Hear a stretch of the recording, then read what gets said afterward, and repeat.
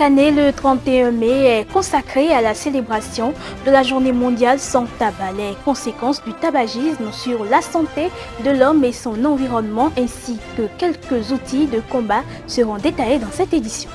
Dernière ligne droite pour les candidats au BEPC, session de juin 2022.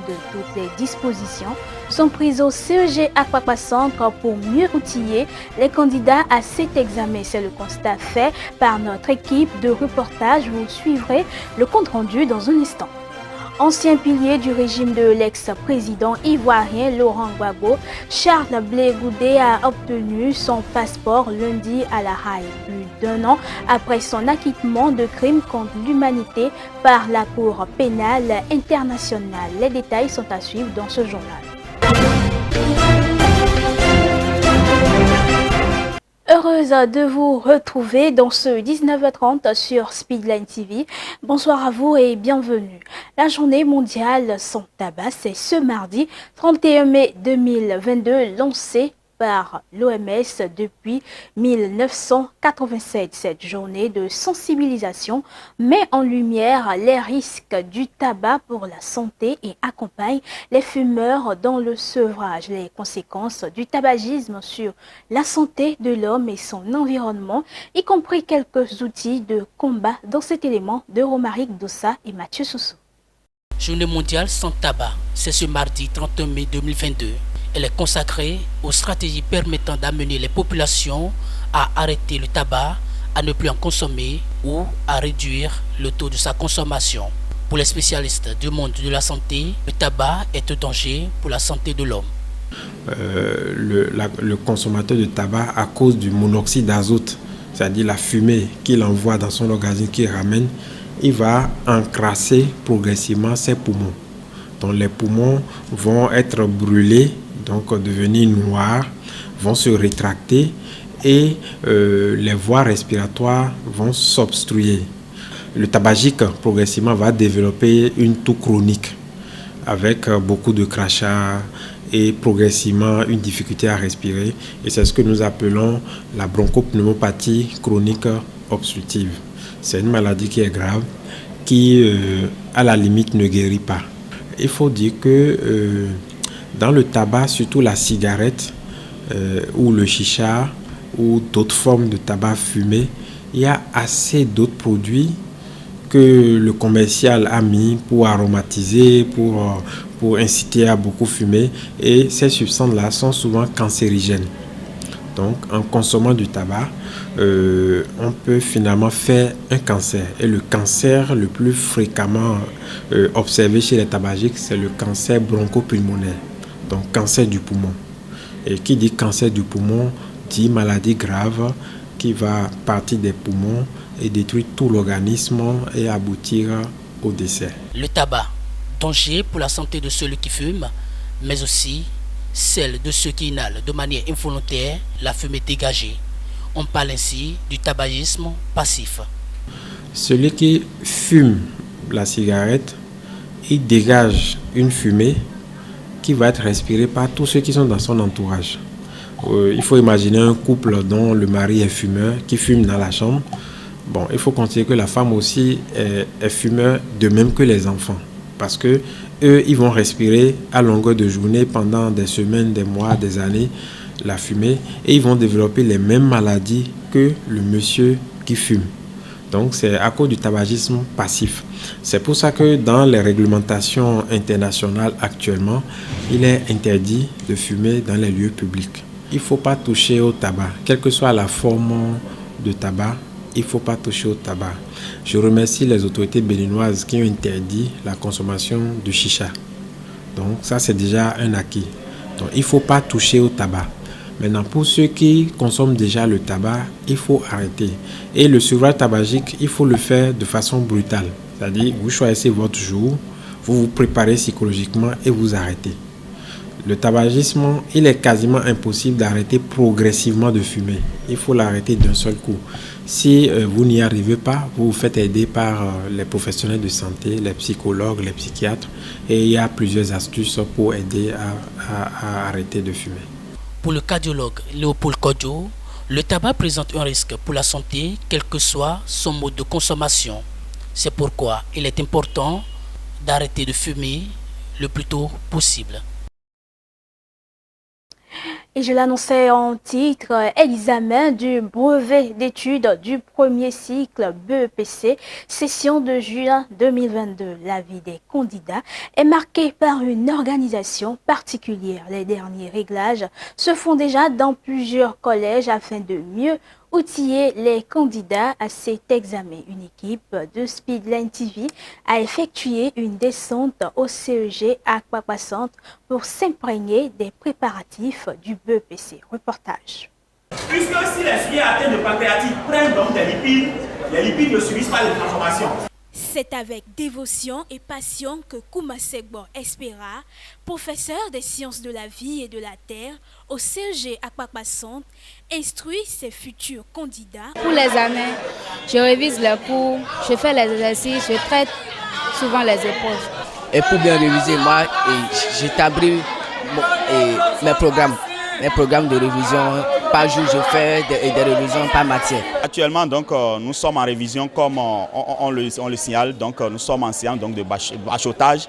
Cette séance donc, qui consiste à rappeler donc, les différentes notions que nous avons enseignées donc, durant l'année, afin donc, de permettre à nos apprenants donc, de se rappeler un tant soit peu donc, de ce qu'ils avaient appris par le passé. Je crois que sous la couverture des autorités du collège, tout va très bien. Nous avons fini le programme depuis.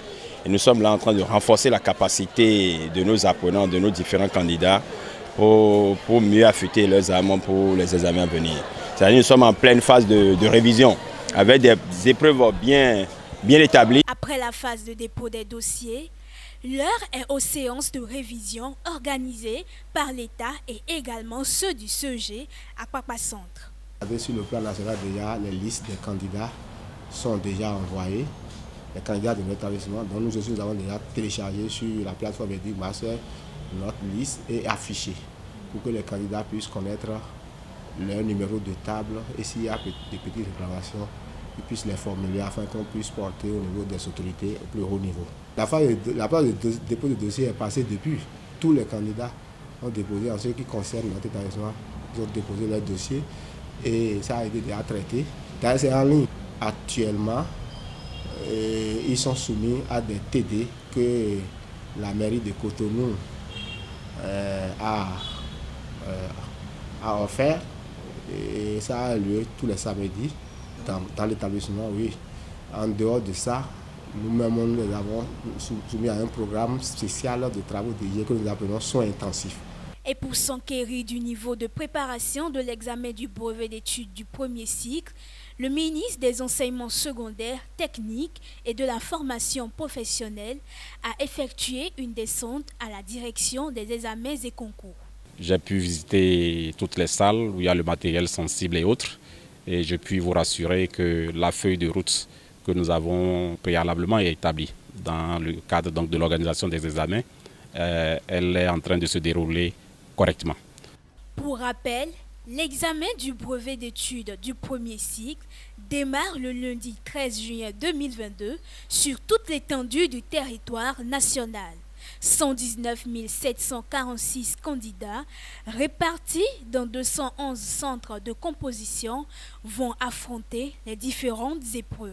Les lipides et les protéines mal digérées sont à l'origine de la maigrissement constatée. Le Bénin et la Fédération de Russie entretiennent de très bonnes relations. C'est ce qui ressort des échanges entre le président du Parlement et l'ambassadeur de Russie près le Bénin ce lundi 30 mai 2022. Les deux hommes ont évoqué le jubilé de diamant de cette coopération. Les détails dans ce reportage de Romaric Dossa. Bientôt, les relations entre la Fédération de Russie et le Bénin auront 60 ans. C'est dans ce cadre que l'ambassadeur du pays étranger a rendu visite à Loïc Baounou-Vlavonou, président béninois de l'Assemblée nationale. Comme d'habitude, la discussion était très chaleureuse dans l'atmosphère de bon amitié qui caractérise les relations entre la Russie et votre beau pays. Nous sommes très satisfaits avec le niveau de relations qui existe maintenant et avant aussi. parce que pendant toute l'histoire des relations, ils sont sans problème. Ce sont les relations d'amitié véritables. 60 ans de collaboration entre les deux pays avec satisfaction, surtout dans le domaine de la formation. Presque 3000 de Béninois font leurs études en notre pays, ancien pays de l'Union soviétique, en Russie maintenant, y compris votre présent ministre de l'Agriculture. Par exemple, votre nouveau ambassadeur à Moscou, Andrea Kondolovia, votre ex-membre du Parlement, et aussi le nouveau recteur de l'université d'Abomey-Calavi. Je pouvais dire encore beaucoup d'exemples. Mais c'est un bon exemple de très bonnes relations qui existent entre nos deux pays. Le samedi 4 juin 2022 prochain, le Bénin et la Fédération de Russie vont célébrer le jubilé de diamant de leur coopération bilatérale. Nous abordons à présent la page Inter dans cette édition. 125 prisonniers politiques anti-putsch ont été relaxés au Soudan des libérations qui font suite à la levée de l'état d'urgence le dimanche dernier. Ils sont pour la plupart des dirigeants des comités de résistance fer de lance des manifestations régulières contre le coup d'état militaire du 25 octobre dernier. Au Soudan, 125 prisonniers politiques anti-putsch ont été relaxés. Ces libérations font suite à la levée de l'état d'urgence ce dimanche. Les détenus étaient incarcérés dans des prisons dans la capitale Khartoum, ainsi qu'à Port-Soudan et à Rabat dans le sud-est du pays. Ils sont pour la plupart des dirigeants des comités de résistance, fer de lance des manifestations régulières contre le coup d'état militaire du 25 octobre dernier. Ces manifestations, qui durent depuis 7 mois, requièrent le départ des militaires du pouvoir et le retour à un gouvernement civil, le coup d'État ayant mis fin à un accord de partage du pouvoir entre militaires et civils. Les récentes mesures annoncées par le général Bourhan devraient ouvrir la voie à des pourparlers entre la junte et les groupes civils. Jusqu'à ce jour, les négociations indirectes intra-soudanaises menées par les Nations Unies ont été entravées par le boycott de l'Association des professionnels soudanais, coalition d'activistes qui a joué un rôle central dans l'éviction du dirigeant El-Béchir en 2019.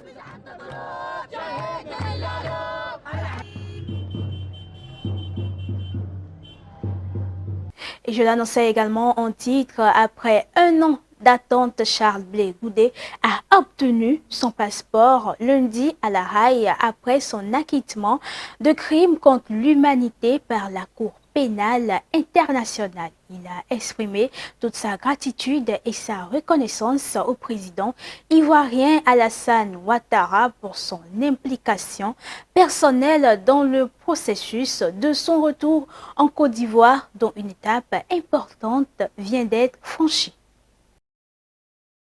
C'est avec un large sourire que Charles Blé Goudé pose avec son passeport ordinaire ivoirien devant le portrait officiel d'Alassane Ouattara, président de la Côte d'Ivoire. L'ancien ministre de la Jeunesse de Laurent Gbagbo a obtenu ce document lundi à La Haye, aux Pays-Bas, un an après son acquittement de crimes contre l'humanité par la CPI. Une étape vers la fin de son exil forcé. Charles Blé Goudé, selon ses avocats, a exprimé sa reconnaissance au président ivoirien pour son implication personnelle dans le processus. Le président du Congrès panafricain pour la jeunesse et l'égalité des peuples a dans la foulée réitéré son intention de regagner la Côte d'Ivoire afin d'apporter sa pierre à la consolidation de la réconciliation nationale. Un retour au bercail dont le calendrier sera établi avec les autorités ivoiriennes, précisent ses conseils, alors qu'il a été condamné par contumace en Côte d'Ivoire à 20 ans de prison pour des faits liés à la crise post-électorale de 2011. Et en Égypte, le président égyptien Abdel Fattah el-Sisi a reçu son homologue polonais au Caire ce lundi. Le chef d'État égyptien a exprimé sa volonté pour le pays de bénéficier de l'expertise de la Pologne. Il a également intensifié la coopération ainsi que les visites mutuelles avec le pays. Suivez. Le président égyptien Abdel Fattah el-Sisi a reçu son homologue polonais Andrzej Duda au Caire lundi. Alors que l'Égypte organise le prochain sommet des Nations Unies sur le changement climatique, Le chef d'État égyptien a exprimé sa volonté pour le pays de bénéficier de l'expertise de la Pologne dans les domaines de transformation numérique, des énergies nouvelles et renouvelables, du dessalement de l'eau et du recyclage des déchets. Nous nous sommes également félicités que la Pologne ait offert son expérience lors de la COP27, étant donné que le pays avait accueilli le sommet 3 fois auparavant. Les discussions ont abouti à un accord sur la manière de soutenir le développement social et l'économie pendant les mesures d'atténuation et d'adaptation aux effets du changement climatique. Une invitation a été envoyée à la partie polonaise pour participer à un haut niveau au sommet sur le changement climatique. Le président polonais a déclaré que l'Égypte et la Pologne ont une base principale pour la coopération économique et la coopération dans la numérisation, le partage des technologies de l'information, en plus de la coopération militaire et agricole. J'ai également discuté avec le président El-Sisi de la possibilité d'importer du gaz liquéfié, car la Pologne dispose d'un port spécialisé pour ce gaz que nous sommes en train d'agrandir. Nous pourrions également avoir un autre port dans une autre ville. L'Égypte est pour nous un futur partenaire et nous soutenons ces négociations qui ont lieu entre l'Égypte et l'Union européenne pour exporter du gaz liquéfié d'Égypte vers l'UE. Le président égyptien Abdel Fattah El-Sisi a salué la décision de la Pologne de reprendre les vols directs de la compagnie nationale polonaise entre Le Caire et Varsovie à partir du 31 mai. Cap à présent en Russie où les forces russes affrontent les soldats ukrainiens dans une des villes clés du Donbass encore sous contrôle ukrainien. Mais l'armée de Kiev est en difficulté. La ville est sous un déluge de bombes. Le Kremlin affirme que la ville est presque entièrement sous le contrôle des séparatistes. Des combats de rue, quartier par quartier. Les forces russes qui fournissent ces images affrontent les soldats ukrainiens dans le centre de Severodonetsk, une des villes clés du Donbass encore sous contrôle ukrainien. Mais l'armée de Kiev est en difficulté. La ville est sous un déluge de bombes. Le Kremlin affirme qu'elle est presque entièrement sous le contrôle des séparatistes. Côté ukrainien, on rapporte que la ville est en ruine et que des milliers de personnes ont été chassées de chez elle. C'est dans cette zone qu'a été tué hier le journaliste de BFM, Frédéric Leclerimoff. Ce reporter français suivait une évacuation de civils au moment du drame. Le gouverneur de la région affirme que les routes sont trop dangereuses pour permettre l'évacuation des civils et le transport d'aide humanitaire. Le Kremlin semble accélérer son avancée dans le Donbass, car l'arrivée des armes occidentales en Ukraine pourrait rendre cela impossible. Mais toutes les armes espérées ne seront pas livrées, semble-t-il. Nous n'allons pas envoyer à l'Ukraine des systèmes de roquettes qui peuvent frapper en Russie. Le ministre russe des Affaires étrangères, Sergueï Lavrov, affirme que ce que le Kremlin appelle la libération de la région de Donbass reste une priorité inconditionnelle pour Moscou. Et les dirigeants des 27 pays de l'UE ont trouvé un accord lundi qui devrait permettre de réduire de quelque 90% leur importation de pétrole russe d'ici la fin de l'année afin de tarir le financement de la guerre menée par Moscou en Ukraine. Cet embargo sur le pétrole brut dans les 6 mois et les produits raffinés dans les 8 mois est la mesure phare. Les dirigeants de l'Union européenne se retrouvent mardi pour la 2e journée du sommet européen. Les chefs d'État et de gouvernement affichent leur satisfaction. Dans la soirée de lundi, ils sont parvenus à s'entendre sur un embargo concernant le pétrole russe après un mois de négociations difficiles. Le compromis est moins ambitieux que la proposition initiale, mais un geste a finalement été fait à l'égard de la Hongrie. Une atmosphère de soulagement dominait lors des arrivées au sommet. Une bonne nouvelle hier. Comme je vous le disais hier matin, nous allions avoir un accord et nous l'avons eu. Tardivement, comme toujours, mais nous l'avons eu. Nous avons désormais un plan pour interdire 90% des importations de pétrole dans l'Union européenne. D'ici la fin de l'année, nous achèterons 90% en moins.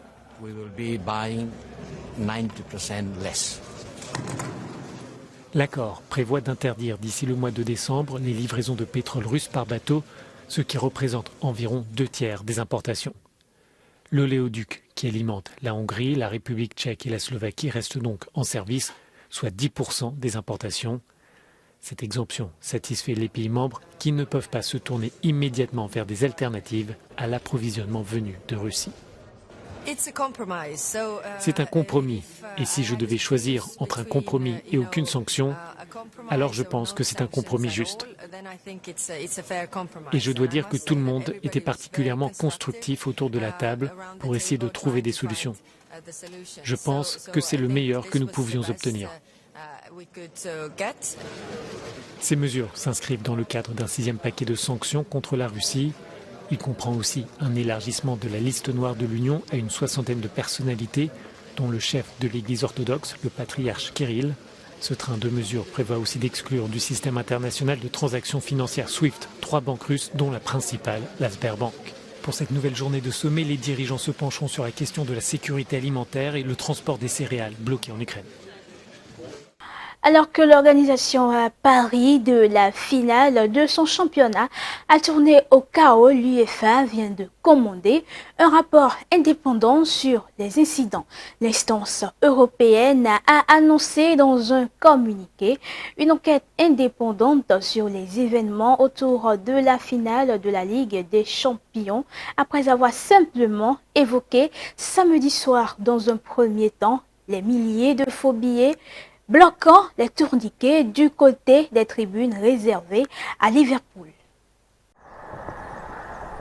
C'est au tour de l'UEFA de réagir après la gestion chaotique et violente par les forces de l'ordre françaises des supporters présents à bord du Stade de France lors de la finale de la Ligue des Champions ce week-end.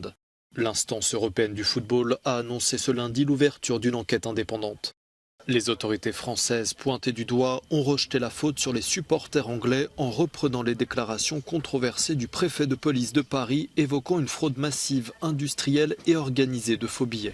Le point pivot central majeur, c'est d'essayer de comprendre jusqu'au bout ce qui s'est passé sur cette fraude massive à la billetterie et pourquoi en tel nombre. Cet argumentaire en forme de mensonge a provoqué l'embarras jusqu'au sein du ministère français de l'Intérieur, comme l'a rapporté le journal Mediapart. Un député britannique présent sur place parle d'un maintien de l'ordre lamentable. Nous avons vu des milliers de supporters faire la queue pour entrer. Aucun tourniquet n'était ouvert et tout ce que l'on pouvait voir autour du terrain, c'était des files d'attente massives. Personne ne pouvait accéder. Et la situation est devenue de plus en plus mauvaise. Nous avons été témoins de gaz lacrymogène de la police et de spray au poivre sur des personnes ayant des billets.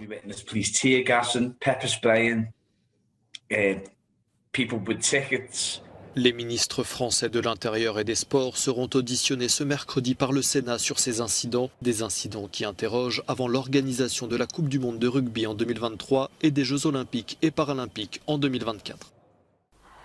Sport dans cette édition, l'heure était à la fête lundi soir dans les rues de Casablanca alors que l'équipe marocaine a battu les Égyptiens d'Al Ahly grâce à un doublé de El Moutaraji 2-0. C'est la 3e fois que le Wydad conquiert l'Afrique dans la compétition reine après avoir remporté le trophée en 1992 et en 2017.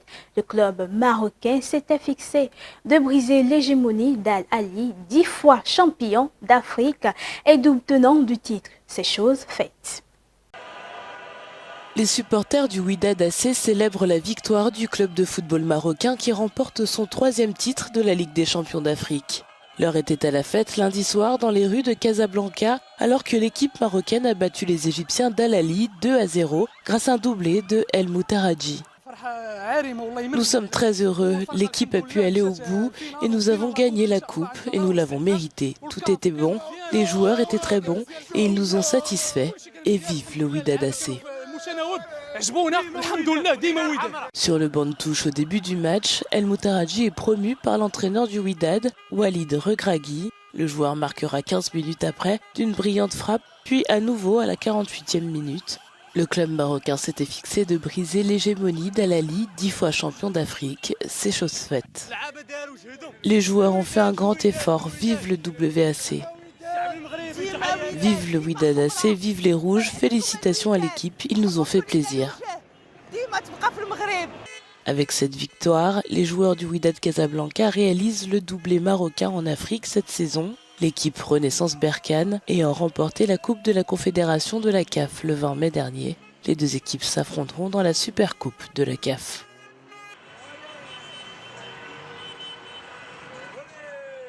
Fin de ce 19h30. Merci à vous de l'avoir suivi. N'oubliez pas de nous suivre sur tous nos canaux digitaux, Facebook et YouTube. Portez-vous bien.